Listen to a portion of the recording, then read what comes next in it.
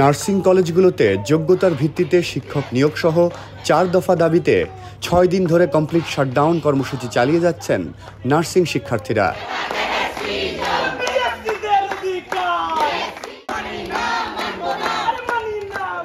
আজ রবিবার সকাল থেকে ঢাকা মেডিকেল কলেজ হাসপাতালের ঢাকা নার্সিং কলেজে শাটডাউন কর্মসূচি চলাকালে নার্সিং শিক্ষার্থীরা বিক্ষোভ করেন।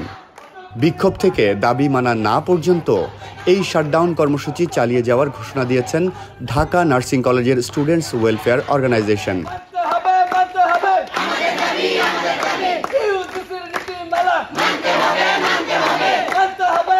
আজকের কর্মসূচি হচ্ছে বিশ্ববিদ্যালয় অধীনে এবং সারা বাংলাদেশে বিশ্ববিদ্যালয় অধীনে বিএসসি 4 বছর নার্সিং কোর্স চলমান যারা আছে তাদের প্রত্যেকের বিশ্ববিদ্যালয় মঞ্জুরি কমিশন এবং স্ব বিশ্ববিদ্যালয়ের নীতিমালা অনুযায়ী যোগ্য টিচার পদায়ন এবং যোগ্য টিচার দিয়ে নার্সিং শিক্ষা পরিচালনার জন্য আমরা দীর্ঘ 8 মাস ধরে সংগ্রাম লড়াই করে আসছি।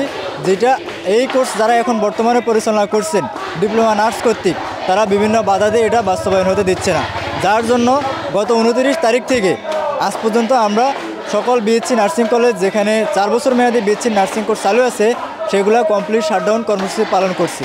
যতদিন না পর্যন্ত আমাদের এখানে ইউজিসি নীতিমালা এবং বিশ্ববিদ্যালয় মঞ্জুরি কমিশন নীতিমালা অনুযায়ী যোগ্য টিচার পদায়ন এবং যোগ্য টিচার দ্বারা মানসম্মত শিক্ষা নিশ্চিত করা না হবে ততদিন পর্যন্ত আমাদের এই শাটডাউন চলবে।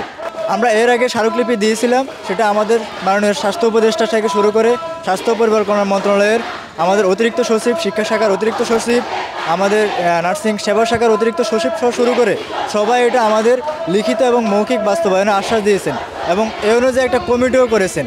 সরকার বিভিন্ন সময়ে এই দাবিগুলো এবং একই সাথে এখানে যোগ্যতা সম্পন্ন লেকচার নিয়োগ দেওয়ার জন্য সরকার অনেক চেষ্টা করেছে, সরকার নিজে কয়েকটা সার্কুলারও দিয়েছে, বাট যারা ডিপ্লোমা টিচার এখানে এই কোর্সটা পরিচালনা করে আসছে তারা বিভিন্ন বাধা দিয়ে প্রতিবারের মতো এবারও সেটা বন্ধ করে রেখেছে। তারই প্রতিবাদে এখন আমাদের কমপ্লিট শাটডাউন এবং এটা আমাদের অনির্দিষ্টকালের জন্য চলবে।